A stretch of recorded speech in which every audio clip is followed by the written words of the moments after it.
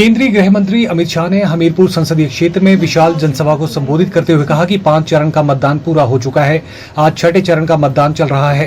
5 चरण में ही नरेंद्र मोदी 310 के पार हो गए हैं।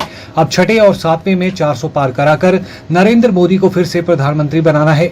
400 पार की जिम्मेवारी 7वें चरण वालों पर है। उन्होंने कहा कि हमारा तो 400 पार हो रहा है, लेकिन राहुल गांधी फिर एक बार 40 के नीचे सिमट रहे हैं। उन्होंने कहा कि हमारे विधानसभा उपचुनाव के उम्मीदवारों को भी जिता दीजिए, यहाँ भी भाजपा की सरकार बननी है। उन्होंने कहा कि अगर आप दिया लेकर भी ढूंढेंगे तो अनुराग ठाकुर जैसा सांसद नहीं मिलेगा। इन्होंने न केवल अपने क्षेत्र की चिंता की, बल्कि भाजपा और भाजपा की विचारधारा के साथ साथ देश भर के युवाओं को लामबंद करने का काम भी किया है। उन्होंने कहा कि इंडी गठबंधन वालों के पास प्रधानमंत्री पद का प्रत्याशी ही नहीं है। भाइयों बहनों, इस चुनाव में हिमाचल में चारों की चारों सीटें तीसरी बार नरेंद्र मोदी जी की झोली में डालनी है। डालोगे ना कांगड़ा वालों? अरे जोर से बोलो, डालोगे ना? मगर इसके साथ साथ हमने 6 सीटें विधानसभा की भी कमल खिलाना है।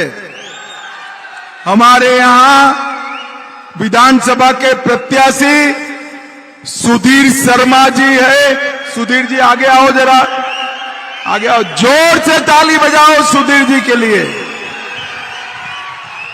देखो भैया, सुधीर जी को जिताना इसलिए जरूरी है कि 6 सीट जीतने से हमारे नए साथी सिर्फ विधायक नहीं बनेंगे, हिमाचल में कमल फूल की सरकार बन जाएगी।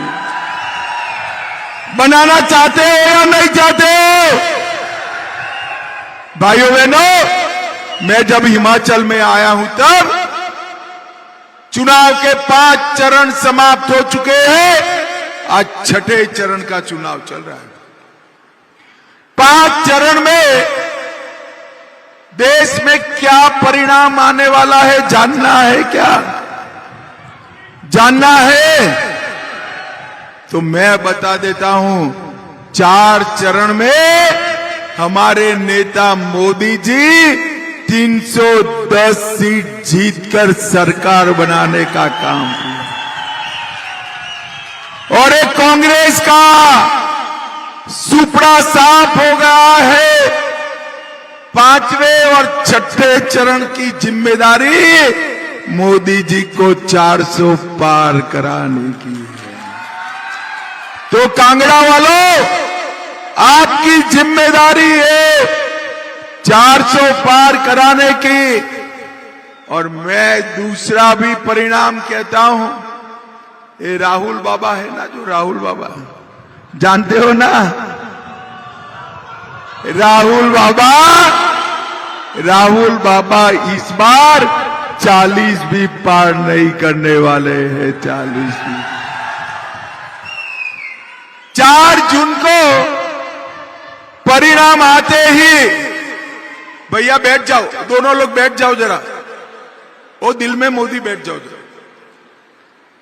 4 जून को परिणाम आते ही मोदी जी 400 पार करेंगे, भाजपा की तीसरी बार सरकार बनेगी, और राहुल बाबा प्रेस कॉन्फ्रेंस करने वाले हैं कि ईवीएम के कारण हम हारे हैं, वरना हम तो चुनाव जीतने वाले। ये सब तय है। ये जब हिमाचल में जीतते हैं तो शपथ ले लेते हैं। उस वक्त ईवीएम अच्छा है, और लोकसभा में जब हारेंगे तो ठीकरा ईवीएम पर फोड़ेंगे। यहां की सरकार, मैं भी प्रचार में आया था, जब चुनाव लड़ी तब कांग्रेस पार्टी ने ढेर सारे वादे किए थे। मैं आज मुख्यमंत्री जी को और हिमाचल की जनता को ये वादे याद कराना चाहता हूं, और आपको पूछना भी चाहता हूं। उन्होंने कहा था हिमाचल की हर माता बहन को 1500 रुपया हर महीना देंगे। माताओं, मिला है क्या? जरा जोर से बोलो, मिला है? 5 साल में 5 लाख नौकरियां देंगे। युवाओं, एक भी नौकरी मिली है क्या? 300 यूनिट बिजली फ्री देंगे, मिली है क्या?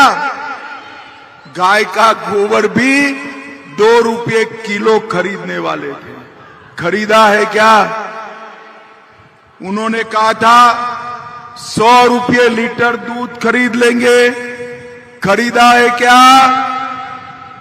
किसान की फलों की कीमत तय करवाने वाले थे, हुई है क्या? उन्होंने कहा था हर गांव में मुफ्त इलाज के दवाखाने खोलेंगे, खुले हैं क्या?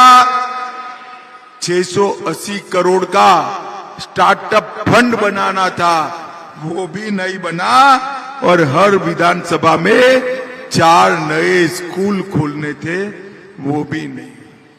भाइयों बहनों, अगर यहां की कांग्रेस ने सरकार ने कोई काम किया है तो भ्रष्टाचार करने का काम किया है, इसके अलावे कुछ नहीं किया।